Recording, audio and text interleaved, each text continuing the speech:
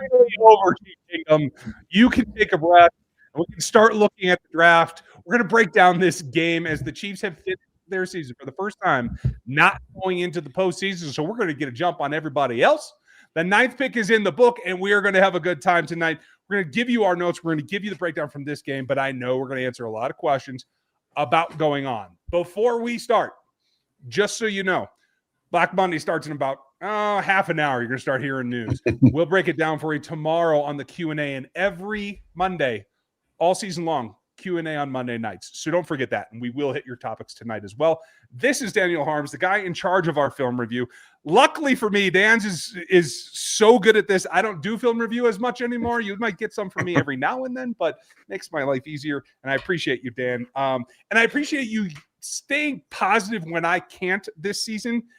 I really don't care about this game. I'm not pissed. Honestly, I think Andy was in on it. I think he called that last time out to just say, hey, take your time. I know it's a long kick for you, David Carlson. I want to make sure you make this. That's what it felt like to me. I don't know. I kind of saw a smirk. I'm not going to lie.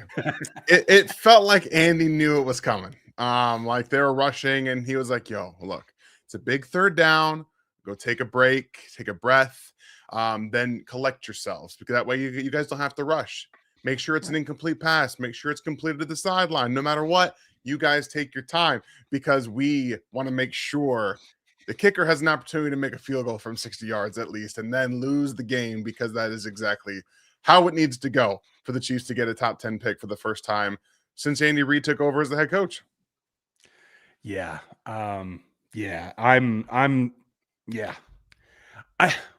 Oh, look at you. See, he just wants to rub in because I don't have it distributed by me. That's great. Thank you. We're just going to go ahead and crack one here for Travis Kelce. Congratulations for passing 13,000 yards. If it's your last one, you go out as the third tight end ever, third player ever to cross 13,000 yards. Fantastic. I don't think it's going to be your last game, but here's to you. Cheers. I don't have one. I might have to run to the garage. I'm just going to say this out loud for Travis and everyone else to hear. I don't think this is it. I don't think in any way, shape, and form. I think it would have been a much different day today had that been the thought. So we are going to get to it. And Kyle, I appreciate you jumping into the super chat right away. Here's 5. So Ryan has an excuse to do a live mock. The best case scenario is most likely. Folks, we are in the 9th position. So I think we might even be able to do a fast one a little bit later in the show because I'm not going to ask you any questions. I'm just going to do one real quick because I think they still have us set up as the 9th pick. So this is a possibility, Kyle. If not, I will definitely do one either tomorrow night or Tuesday, and we will get those. And I intend on doing a lot of mocks this particular offseason, folks. So if you guys want in, Kyle's the first one to demand one. You're going to get it, pal. And thank you for your support tonight. Very much appreciated. Kellen, Andy should be embarrassed. I know there are a ton of injuries, but the offense without Pat is pathetic. That's on the coach. Still happy we got the better pick? Yes, Kellen, I definitely am because in a couple of days, none of this is going to – it doesn't matter now, but it'll feel like it doesn't matter. And I agree with you on the other part. One of my big takeaways, and folks, for you members, you get all my notes. I'm going to reissue the link to all of the notes so you guys have the whole directory again. So if you are not a member yet and you want that, go get the memberships. You get all the rants, all the Frank stuff, all the rumors that we don't put out in public because they're unconfirmed. All of our notes, all that stuff goes in behind the wall, and you get into the Rogue Nation Discord. That's what you get when you're a member at the rookie level or above. So go sign up for that. But I said this right now, and I didn't say it was too bad.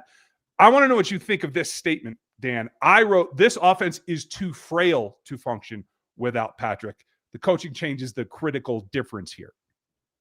I don't know if I disagree with it. I just think that it's the same plan that happens whenever Patrick Mahomes misses games. But the obvious issue is that they don't have a cerebral veteran quarterback to execute it. The one they did have hurt himself in the third play that he played. And even then, Gardner Minshew's not a veteran like Chad Henne or Matt Moore that is more of a cerebral-based quarterback at their point in their careers. So when Patrick Mahomes goes out, there is no backup plan in this traditional sense of we can win football games in that sense, right? The offensive line is hurt. That hurts you as well. You have wide receivers missing because they're sick and also shouldn't have been playing to begin with when you were out of the postseason picture. So you have multiple things going on here. So you can't just say that Andy should be embarrassed because there's nothing he can really do. That there's down to your 5 and 6 tackle. You're down to a rookie who you didn't want to play. You refused to play Rashard Smith, who actually looked really good running the football today. So I mean, I'm gonna home run that being like that this is the one thing I'm so mad about. I'm so mad about this, and this has gotten me onto my tangent because Rashard Smith should have been seeing touches from week 1. Should have been seeing touches from week 1. So all that is to say is that when the quarterback goes out, okay, if it's just the quarterback, you can probably survive. The run game becomes the focal point, and you can probably survive a couple of games. Tackles are out, offensive line's out, wide receivers are out. There is so much more that goes into it than just we can get really, really creative. Well, no, you can't, because those players that you can get creative with, that know the offense, that know the playbook, and know where to be at all times, aren't in the football game. So you can't run your creative stuff. That's just not how it works. Yeah, I agree with you. I'm super pissed. He was over 5 yards a carry. Yeah. Through 3 quarters. If it wasn't for a couple of bad play calls, he would have remained so, to tell you the truth. I am likewise pissed off that Dameon Pierce only got 4 touches, because I wanted to see some of him as well. But the whole thing confirms the fact is that the run game is just still an afterthought. We've been asking for these type of performances. If Rashard Smith had been given 12 runs and he got 50 or so yards every game this season, you have 4 more victories. I'm convinced of it, with how many of these close games. So this is all on the staff. This is all just that part of his first statement. This is all on the staff being too stubborn that you don't know enough. You're a running back. Hand him the ball and let him run. It's not that hard. He ran inside zone and outside zone at SMU. You think he can't come into the NFL and do that? I just saw today him do 2 things that Isaiah Pacheco and Kareem Hunt haven't been able to do ever or in years. He bounced the run outside zone, and it was the cutback where he saw, I can go inside here and then I can cut through because there's space. And then there was one play where they ran that pull, that counter it was power, but you see how fast he hit the hole? Guys. And the funny thing about all of this is a couple of times a game, he's going to break some of those. He's going to break them. Exactly. You give him 12 chances a game, he'd have cut, I'd say, at least 7 or 8 explosives this year.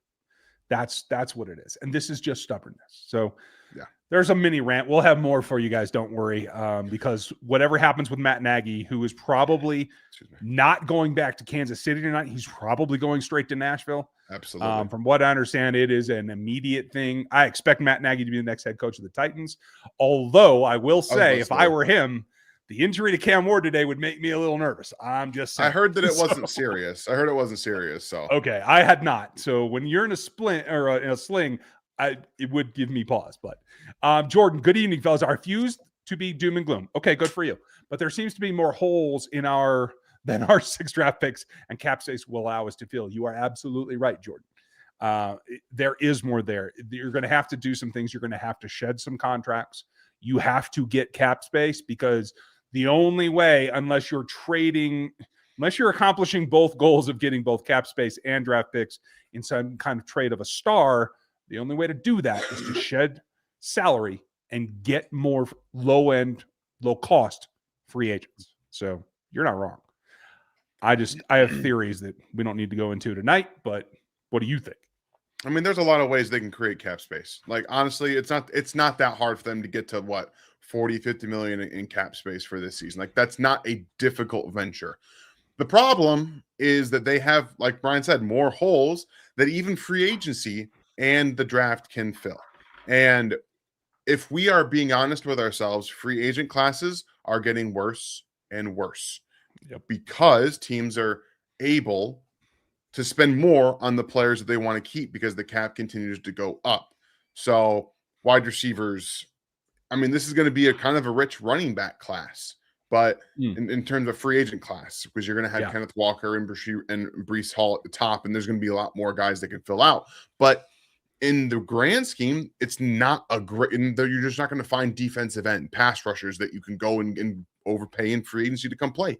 That's just kind of how it works. So you have to be able to rely on your ability to draft. And I tweeted this out yesterday. Brett Veach has attempted to inject the defense with explosiveness and speed. He's tried, and at every turn, Steve Spagnuolo has basically told him no. So while there's always optimism that he can draft a player, if they will not develop them or at least let them be who they are, there's really no wiggle there for that either. So there's a lot that goes into this. So I am interested to see what they're going to do, but at the end of the day, they need to acquire more draft capital. That's just the end all be all right now. I'm 100% with you. And depending on what that needs to look like, there are many more options on the defensive side that you can drop down from 9 and get some things done. We'll get into all the specific angles here, folks. This is a post-game show, so we'll continue down that. Yeah. Our Super Bowl year starts tomorrow. I like that. Can the Chiefs escape Nagy? He definitely will, Angler. He will escape because for Matt Nagy's future, he has to cut ties with Andy Reid. Otherwise, he will forever be the guy that couldn't do it on his own. So I think that's important to Matt Nagy as well. And your other one, Norzad better than Caliendo, I think. Well, we thought it, and now we have confirmation. That is confirmed as of this evening, right? It wasn't close, guys. It really wasn't close. He was able to move guys. I understand it's the Raiders, but Caliendo can't move anybody. Like, he just can't move anybody. And I thought Norzad was pretty good in pass protection as well. I thought he and Godric had some weird moments, but Chu was awful in this game. Like, he was legitimately bad. Terrible. And I know you were talking on Lockdown earlier about how he can't be on the roster. I agree. I don't think he can be there. He should be gone. You need somebody else there immediately, because this was really bad. It was one of the worst performances I've seen. I understand he's like a 5th or 6th string guy. You've been on this roster, training in training camp, and the practice squad for years at this point. It's not getting better.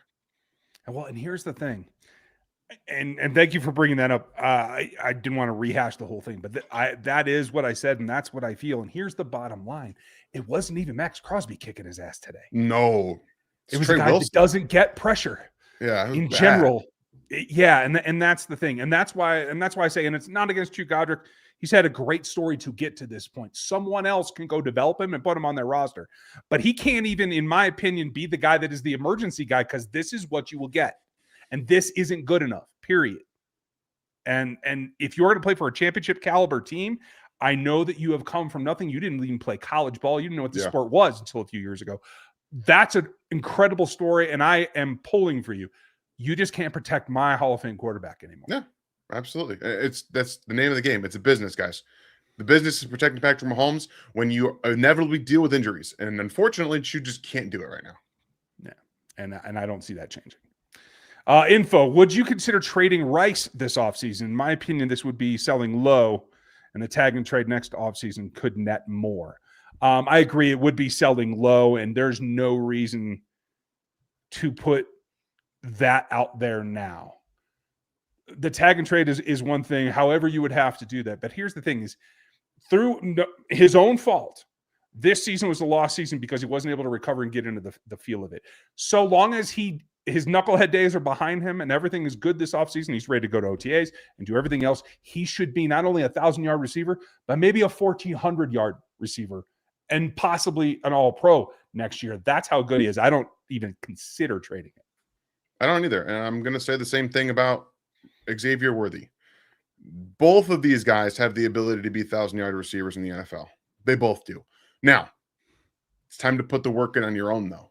It's one thing in the scheme. It's one thing in the offense during the season. It is the off-season time where you need to get healthy and you need to improve your own game. And I've talked to you guys. We are going to do a lot of wide receiver conversation this offseason. A lot. And we're going to talk. We're going to learn and everything. I completely agree with you. And here's the other thing that makes it that much harder. There's no going down to Texas and hanging out with Patrick to play with him in the offseason. There's no running around with Patrick. There's jack shit you can do to improve your communication with Patrick Mahomes right now. You got to do it on you. That is what comes down to it for me as well. That's a great point. Angler, thank you. And thank you for the support and always being one of our members. We're drafting 9th and Bain is gone. This is the scenario. Do you take Bailey or trade back and get Howell? Or maybe Sadiq, the tight end. I haven't watched him yet. Assume Falk and Reese are gone too. Is Woods an option? Okay, there's a lot there. I will tell you this. There's a good possibility at 9 that Bain is available, from what I'm understanding right now, unless things change.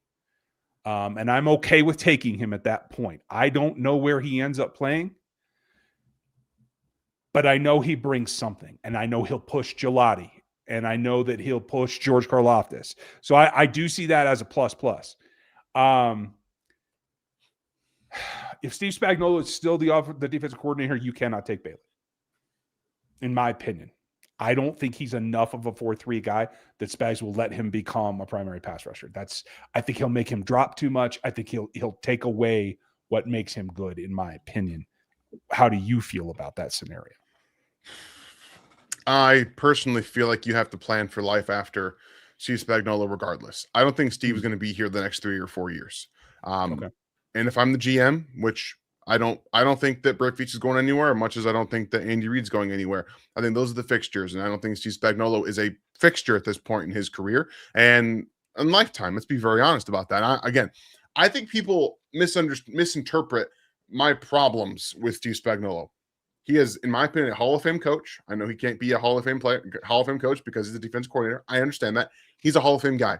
He is the single best game planning defensive coordinator in the NFL history, even better than Bill Belichick. That is how I believe in Steve Spagnuolo. He does not have the juice at defensive end in today's NFL. That is a fact. That is an unmitigated fact that we have seen over the course of his entire tenure in Kansas City. Okay? Now, he is probably going to get an offer this offseason. Maybe he'll get a couple of interviews. I don't know if he's going to go get a head coaching job. I also just don't know if he's going to coach that much longer. I don't know that. So I'm taking Bailey personally because I think he can play 4-3 defensive end. But I also think that maybe if he's not the coordinator next year and you're playing a little bit some 3-4, I don't know. I'm 100% with you on that. I just don't see him as a 4-3 end that can actually lock it down on the edge. That's fine. We can disagree about that, but you're absolutely right about the future. And if you feel it's a year or 2 or something like that, you can possibly get away with that. As far as trading back and taking Howell's a 1-year wonder in my eyes. He's also a little bit limited in arm length as well. And if I'm moving back, I'm not aiming for him, I guess is my point. I don't want Falk. No. There's no juice there. There's nothing that tells me that he's any better than George Karlaftis in getting to the passer. He's worse, actually. Yeah, fair enough. Reese, I would think is there, but again, Reese is a special use case. Can you make him a full-time pass rusher? I'm not convinced. And if you did, is he heavy enough to play in Spag's system? Or are we talking the same conversation we just had about Bailey? Exactly. I think Woods is the guy that I haven't seen enough of. I've only looked at one game. And I wonder if he's enough. So that might be the next target. But I will also say this, trading back down a couple of times to get multiple edge rushers, I want to see them have waves of pass rushers. I like Mateo Angalele. I like Romello Height. I think there are other guys that will be second-day guys that you could get maybe 2 or 3 of them with a trade down so that you're taking more bites and more shots at this to get somebody that can affect the passer. Yeah, there's options in this draft on day 2 for pass rushers.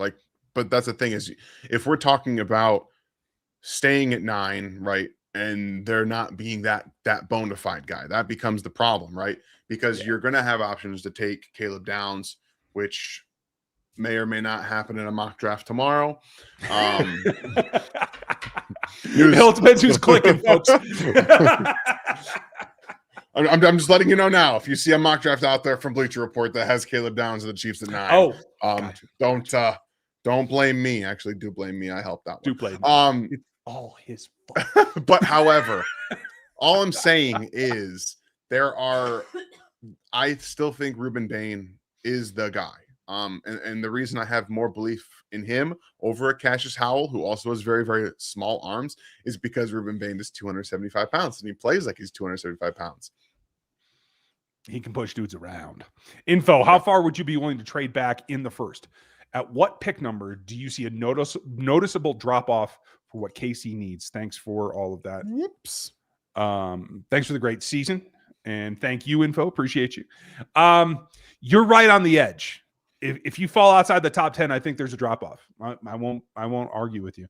And the only good thing is that because the primary need is pass rusher, whether it's defensive tackle or defensive edge, and because this is a suppressed class, in my opinion, in terms of elite blue chip talent, falling off of that ledge is not that scary to me. I could go down into the upper teens and still feel happy that I could get an elite blue chip, but a blue chip player.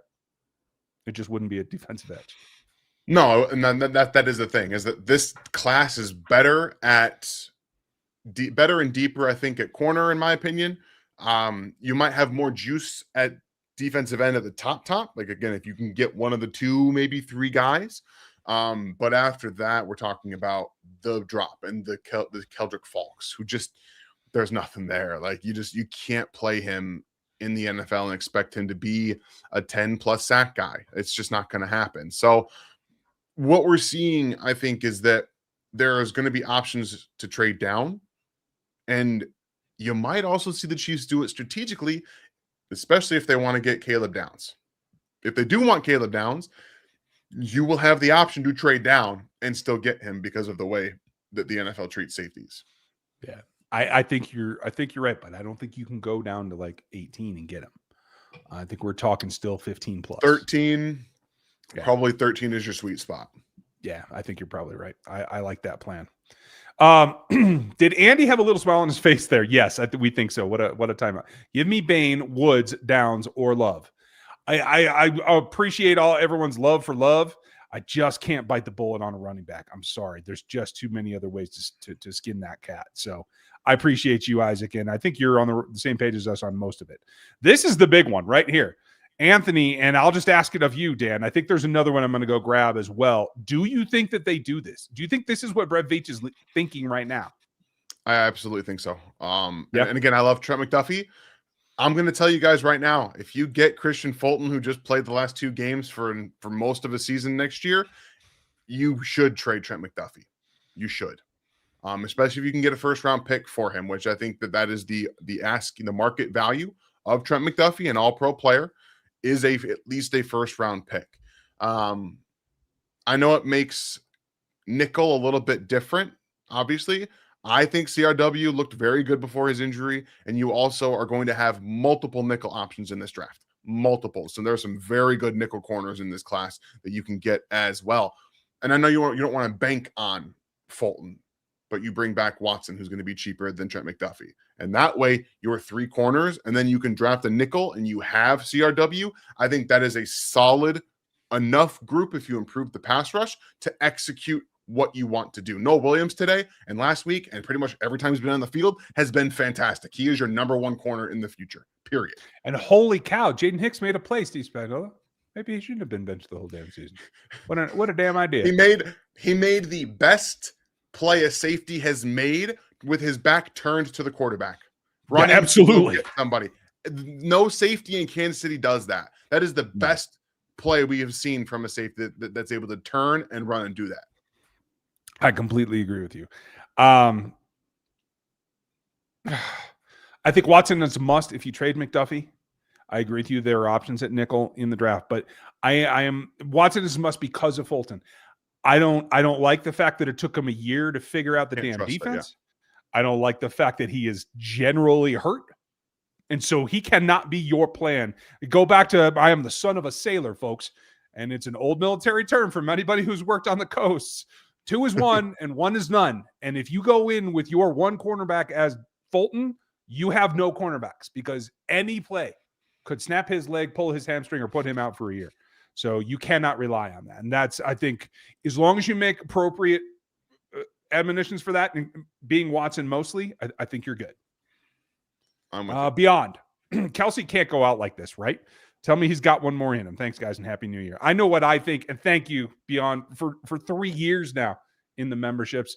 I hope that you're digging it. I am looking for member feedback. I'm going to put out a link to the archive of all the game notes so that you guys have them. Hit me with comments on there of what else you're looking for, and I'll see what we can accommodate.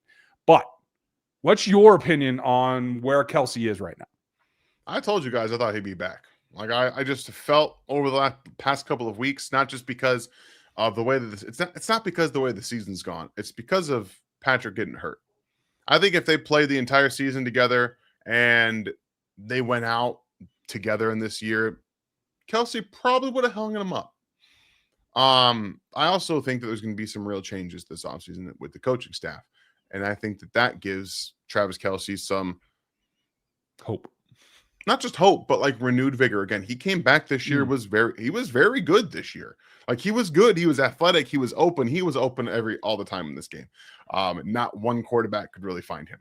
And that's just disgusting. So when you have that, you have him getting over that 3,000 yard mark. He's sitting 2 yards over it. Like, come on, we got to have a little bit more. But yeah, I believe he'll be back. Yeah, I do as well. I think from what we just saw today, if it were not the case, they would have forced fed him all day. Andy Reid would have made a point to get him 10 catches today, no matter what.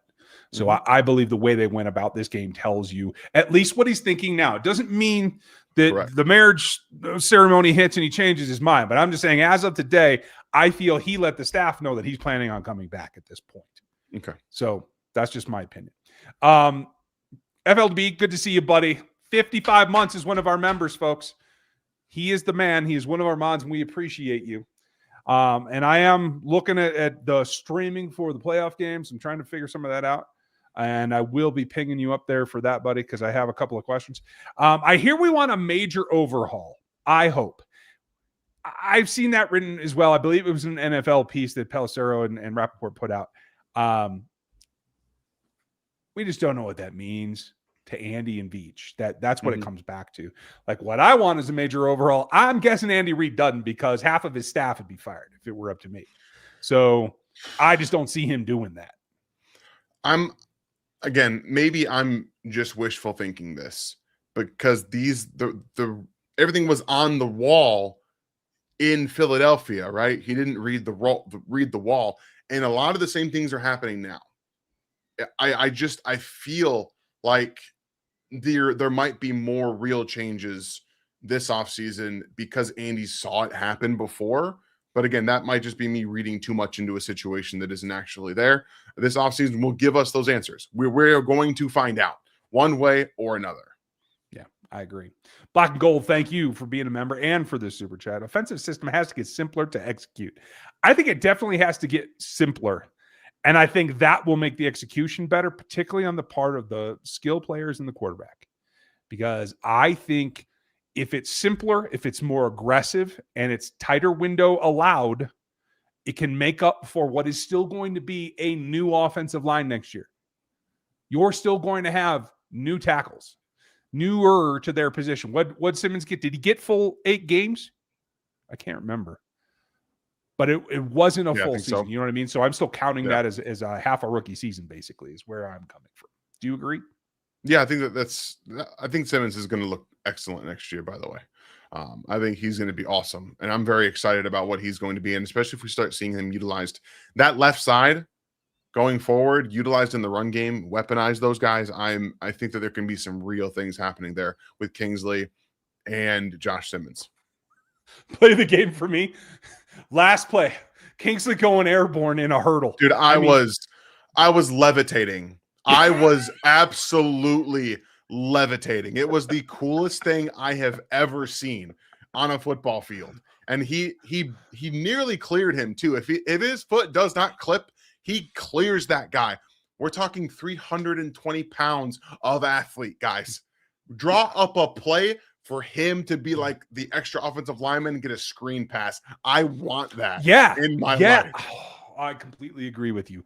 I mean, just an escort to the end zone. Remember when we were telling you how Kingsley's like just the type of athlete they want? That is exactly why. And he just hasn't been able to show it. So, Jayhawk, I'm glad you're excited. I'm excited too for a top 10 pick. If you're going to have a losing season, you might as well get something out of it. And that looks like a payoff to me. So I'm good to go.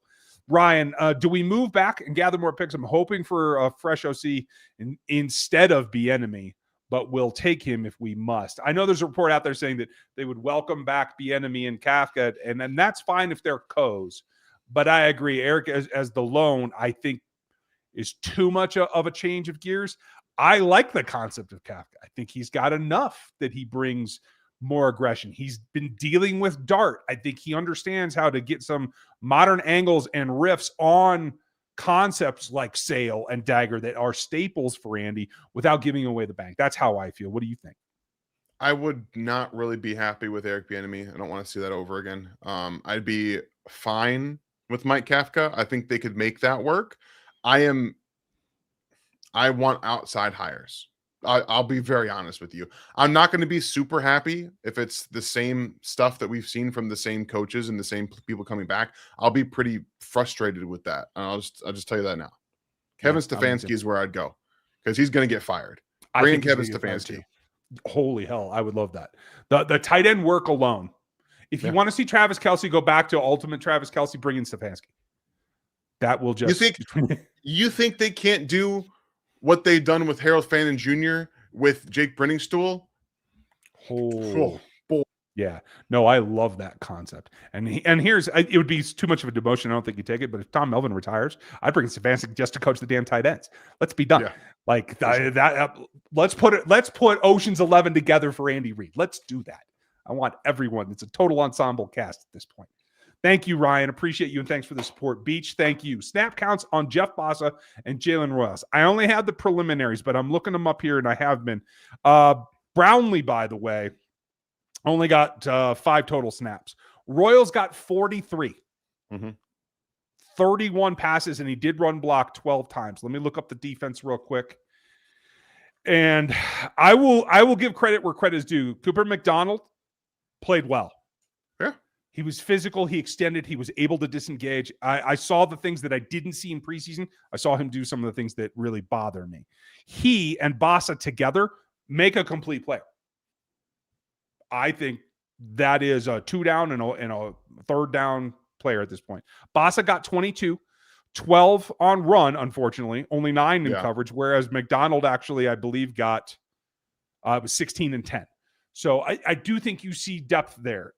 Jack Cochran for covering the fumble does nothing to change anything. Those 2 guys needed to play, and I think they will play over him because I think they can both play defense. Yeah, I think Ethan Downs getting a fumble, forcing the fumble is the storyline there. It's not Jack Cochran recovering it. It's Ethan Downs, a practice squad player who was bumped around a couple of times this year around the NFL. Getting in there and doing that is awesome. Jalen Royals was not a read in this football game at all. Just he wasn't. And that's depressing a little bit. Specifically, his second catch should have been there earlier. If you watch the defense, he's running just a little drag route across the field. It's open the entire way. He gets there so late. That's why he didn't get any yards on it. If he gets to him immediately because of the way the defense moves back, he gets first down on that play. So he just was not in the read. So they want to get the ball out quickly, 1-2, right? Because the pass rush was there, and Buechele and Chris Oladokun can't handle pure progressions. That's not the way that they're doing it. So you have multiple things that allow for other players to get reads like Travis Kelce and Juju Smith-Schuster, but Royals wasn't in there, and that was disappointing. Yeah, I agree. That was the other thing, that if it had been feed Kels or feed Royals, that would have given us clues as to what they were thinking. And I don't think it was either of those things. And Benny, I'm angry there was no Bossa. Am I alone? There wasn't enough Bossa, and I agree with you, but I'll tell you why. Even though he got 26 snaps, which I'm fairly happy with, it was because Tranquil decided to play. I think Tranquil understands that he's going to have to be somewhere else, and he needs a free agent contract. If he hadn't, I think Bossa would have been out there probably the whole time. Raheem Morris was just fired as the head coach of the Atlanta Falcons. Wow. I didn't see that one coming, especially when the quarterback he personally wanted so bad has been hurt. But good luck with that. Okay. Michael Penix is going to be done too, guys. Like it won't matter. We'll see. He's going to get 1 year with the new coach. He's going to get 1 year with the new coach. That's it. Yeah. Agreed. Absolutely. What do you think of Morris? Yeah, absolutely. now, like tomorrow. If Steve it is was interviewing, correct. I'm bringing him in like immediately. I'm 100% with you. I think that is just smart, to be honest. Back to Perry. I know I put it up here. Ninth pick, here we come, but also get the 8th pick in round 2 due to 2 ties. Okay, I was not aware of that. Having 2 top 40 picks is a great way to start the next phase. You're absolutely right, Perry. And if there's a trade down involved from 9, my goal and what I've been playing with seriously in the mocks is how many top 100s can I get? And by trading and cascading down, I've been able to get myself in multiple instances up to 6 and 7 top 100 picks. Yeah. And that's how you rebuild the team. I think you got to try at least in some way, shape, or form. Thank you, Perry. Appreciate you. Do you think they can trade Taylor? I do not. I don't think you'll get anything for him. I think he is a cut with June. I think he's cut immediately, possibly with a post June 1, but I don't think they have to do it that way. At this point, the most you can get out of him is the cap relief you're going to get when you cut him. It's no team is going to want to deal with the headache of the penalties. Yeah. God, no. Especially nobody with a quarterback that's developing. Bozzy, it's over. Draft season finally. You're absolutely right. Thank you for the support, pal. And draft talk starts tomorrow immediately. Absolutely. Jacob, thank you and for all your generosity this season. Blow it up. Fire all the coaches but Reed and Nagy. Trade Jones and McDuffie for picks. Any others? Free agents, Algier, ATN, Walker. That's in reverse order of what I would do. Walker, ATM, then Algier would be my preference there. That's a tough one to swallow, though. Trading Jones and McDuffie. I think it's a bigger possibility that you get value for Jones myself, because I think somebody is willing to pay that salary, especially if they can rework it in the process.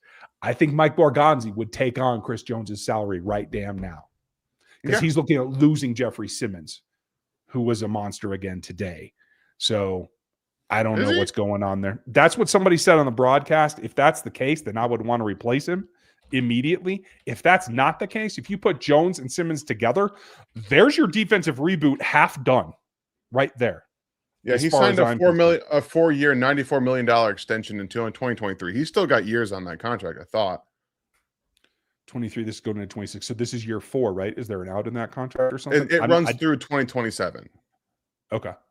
That's what they were saying on the broadcast today, so maybe I misunderstood. But either way, I think Mike Borgonzi would take the Chris Jones contract as is and try to rework it. That's how I feel.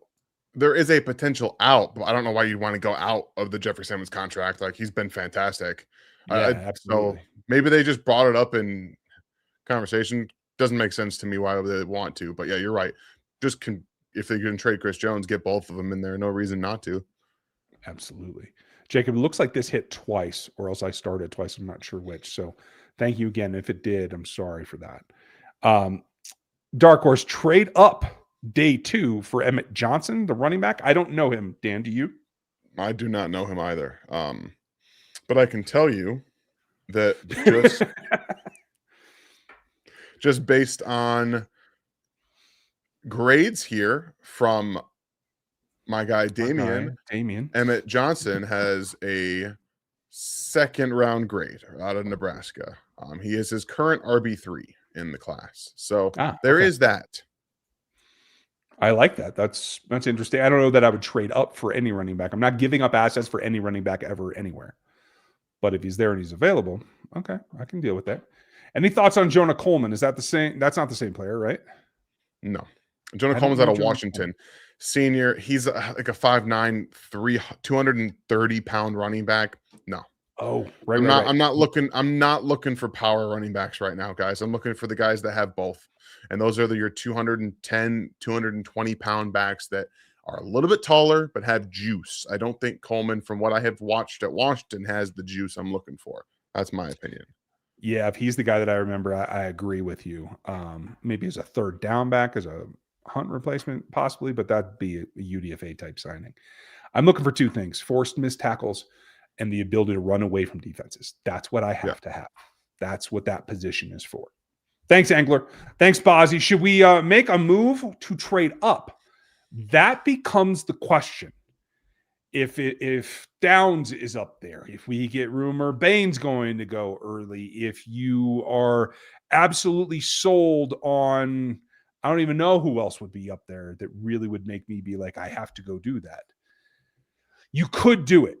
But at 9, I feel like you're going to get a pretty talented player at a position that you need, either D tackle or D end. And that's the thing. It's It's at least for this class, right? yeah, if you're trading up, it's only for defensive end. Sorry, like it is. It's only for a defensive end.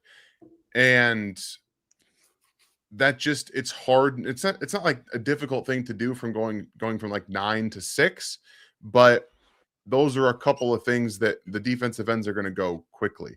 And plus, if you're looking to trade up, you have to acquire more picks now to be able to trade up to go do that for this draft, because you don't want to sacrifice more future draft capital that you're going to need. Like, it all becomes a whole thing. So Yeah. I don't know if you really want to consider trading up in this draft unless we're talking you traded back and then back up. Like that, it's a whole weird thing. Yeah, I agree. I will tell you this: no one in this class is up to par with the last 3 classes in terms of quarterback hits and sack production. It's just not the same group or level of this group. But you never know. We'll go through all the scenarios. Don't you worry, boss. Perry, Connor, the ball hawk today. Just kidding, but it does save him. Well, if I were going to break down a play, it would probably be this play, because I want to demonstrate exactly why we've been saying what we've been saying, because the only reason that play happened is because Connor was in space and not assigned to a man coverage on a slot running or wide receiver. He was playing in space. He was being in a robber position that is exactly what he should be doing all the damn time, because that's what he can produce. Sorry. The only thing he does well is reading the quarterback's eyes. That's it. To be very honest, the plays that he's made are when he's in space reading and reacting. But the problem with that is that it takes him away from the ball too. Because if you're looking over here and the quarterback comes back and throws it where you were, guess what? Like that's where playing and being able to have feel for space and instincts, and not just a read and react instinctual player come into play. And that's been a very difficult thing to kind of traverse as someone who's scouting safeties and having to learn more about that. It's something that I have a firsthand experience with when it comes to Chamari Connor. So I get to see it. Oh, look, I recognize that. Isaac, Dan, as our resident DB scout, what do you think of the corner from Arkansas? Don't have a name here. Long, athletic, and not afraid to get dirty. Okay, that's interesting. Well, a name would help, but I don't. I think you're probably talking about Julian Neal, a redshirt senior, 6'2", 208 pounds. I have not watched him. I have a lot of corners on my list over here, guys, like tons of them. And I have watched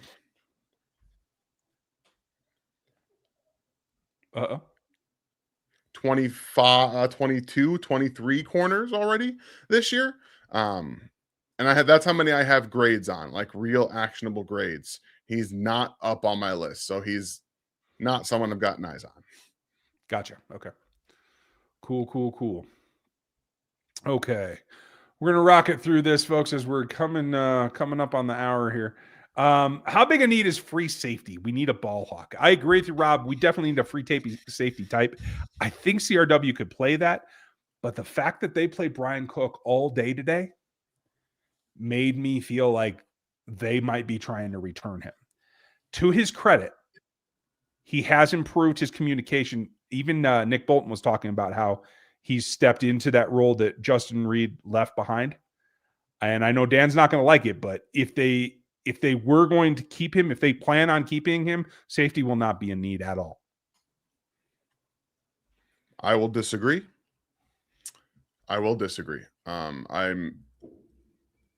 Brian Cook in a contract year played average football, maybe slightly above average football, in my opinion. That's not what I'm hanging my hat on. That's not what I'm signing.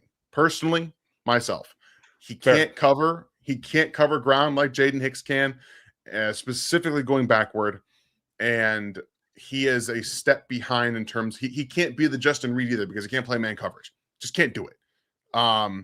So personally, I'm very much out on that idea of saying that you don't need one. But knowing this team, they won't address it if Brian Cook comes back. They'll just roll with the same guys. Everybody else is under contract. That's why. So it really becomes, do you let Cook go? And if so, can you go get a true center fielder? Because I believe free is the operative word in your question, Rob. It needs to be somebody that is faster to the back, as you were just saying, Dan, especially from a single high spot.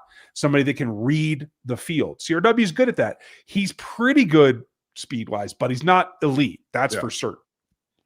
I would say this class has some really good safety options, guys that can do a lot. And the player I would have in mind around 40, where they'd be picking, is Oregon safety Dylan Theineman, who played as a cover 3 corner at Purdue and was amazing. He's played more of the robber role for Oregon, but he is a run supporter. He will come downhill quickly, and he can legitimately cover downfield. That is the guy I'd be looking to get. I like it. I have not watched any of them other than, what he makes. He made a couple of plays the other day. So you'd have to watch Purdue to actually see what I'm talking about. Really? Okay. Donnie, thank you, bud. Thoughts on the Chiefs losing their assistant D-line coach to Michigan? I thought he went to Nebraska, but either way. Nope. And thoughts on the Charles Cross contract? I think it's a lot. I mean, I think that goes to what I feel has been kind of some disruption in the defensive line room this year. Mm-hmm. There's been some social media stuff about Joe Cullen and stuff from the players. I don't think everything's great in that room right now.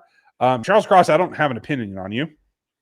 Charles Cross has been fantastic for the Seahawks. He's improved as a run blocker, and he's been pretty much a great pass protector since he got out of college. Yeah. So I've got no problems with that. And plus, when you have goes back to the free agent class stuff. When you have young, good players that still have an upward trajectory, you sign them when you can. And you give them their money deals now, because in 2 years, if Charles Cross continues to get better, you're looking back and saying, hey, look, everyone else getting paid and we're still paying him cheap. That's how it looks.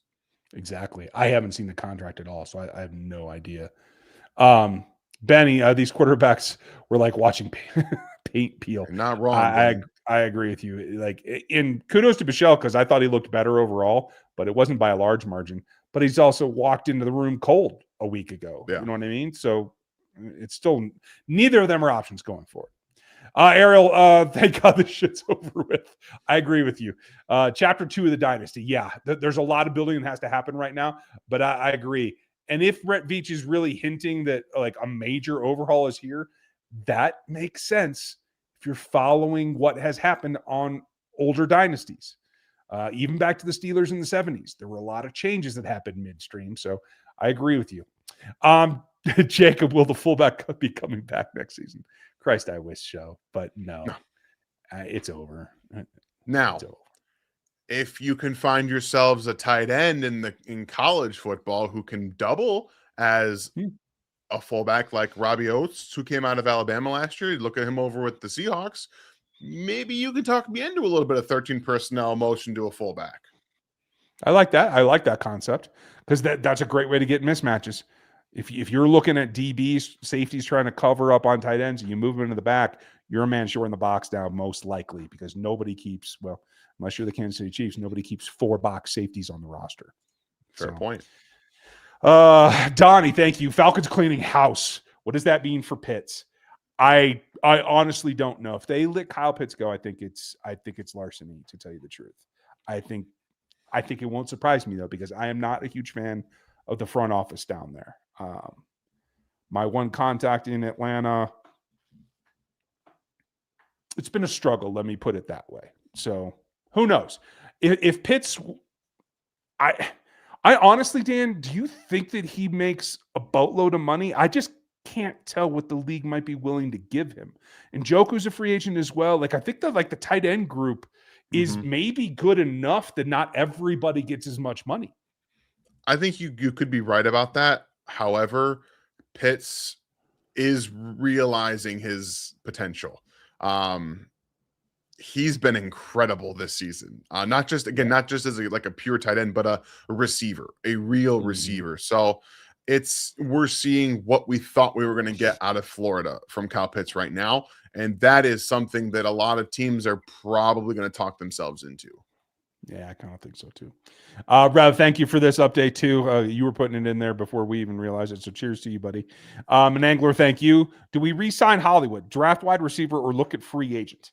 I think you draft probably a day 3 wide receiver because your top 2 were there. Maybe Juju and Royals get you through. I would not re-sign Hollywood. Would you? No, I would not. And again, you guys know I was a proponent of bringing in Hollywood Brown. I think that had he been able to stay healthy, maybe something else happens. But the more that I look at the wide receiver room, the more I look at what they need to be able to do. Hollywood Brown doesn't really fit the mold of what they have to have. I think they need someone that can actually block out there on the field more. And if you're going to have Xavier Worthy, which they should, and Rashee Rice, you need to have somebody else that can come out there. Jalen Rose missed a couple of blocks today. I will say that. He did it. He did miss a couple of them. I think he didn't know where he was going specifically on the screen that he missed, where Bashard Smith would have gotten a first down. But I do think they just need a little bit more size to help block in true 12 personnel sets. Looks like just now as well, Terry Fontenot, the GM of the Falcons, is out as well. So good. That tells you exactly what I was telling you is that I don't know that it's so great down there. But it also leaves a big question mark about do they even make a decision on Pitts until there's a new GM. And I think the GM search is generally longer than the head coach search. So just be prepared for it to kind of drag out, you guys. And thank you, FLDB. Appreciate you putting that in there because keep me on my toes, buddy. I need all the help I can get. Isaac, did we answer your question fully? No. Jadarian Price out of Notre Dame is the guy. Speed and powerful ratio out the wazoo. He's the other Notre Dame running back, correct? RB2. Yep. I'm down with that. Honestly, there's a lot of RB2s that I like. I love the kid Whittington from Oregon, who isn't getting as much time because of the young kid, because he's so damn good.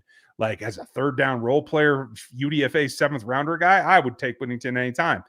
There's a lot of quality there, and you got to look. I think in particular, think you got to look at tread on the tires for running backs as they come into the league. Yeah, and I'm partial to Justice Haynes myself, but he's coming off an injury too. So yeah, sometimes that's a complication. Sometimes it's a gift. Would you draft or UDFA Daniels from KU? I'd bring him in for a workout, but honestly, he's taken 2 large steps back the last 2 seasons. I thought 2 years ago he was an NFL quarterback. I'm not certain now, unfortunately. And the injuries thing, man, I don't want to deal with it. You can't trust a back. You can't trust a back. I mean, no. Yeah.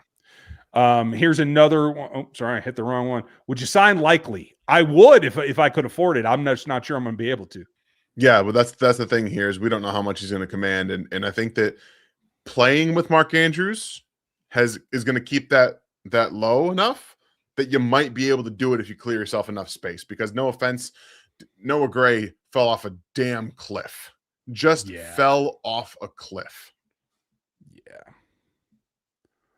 Yeah. Thornton needs Hollywood snaps. I agree with that. Thornton has proved his worth. He will be back. I am absolutely certain of that. And our last super chat, thank you here. Fantasy thinking Max Crosby in the kingdom. Yeah, he's under control. You would have to trade for him.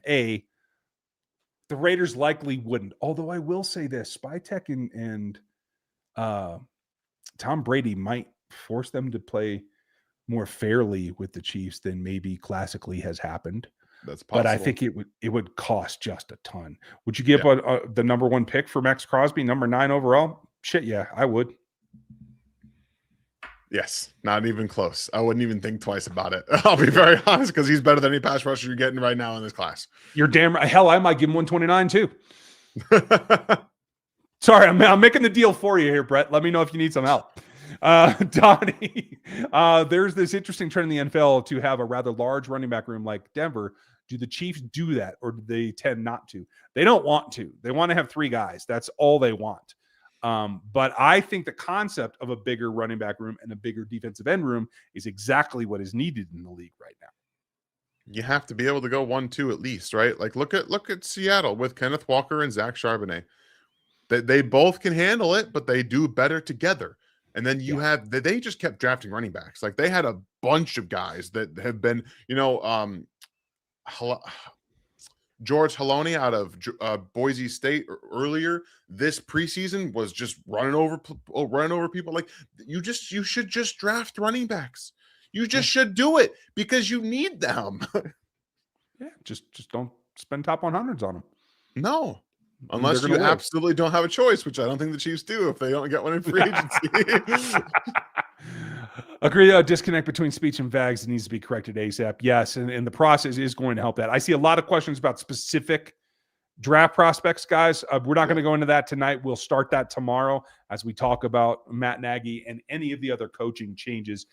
Go get subscribed on NFL 33. Caroline has a great piece out today about the draft picks for the AFC. NFC's coming this week. And I am starting to look at all the coaching changes and GM changes.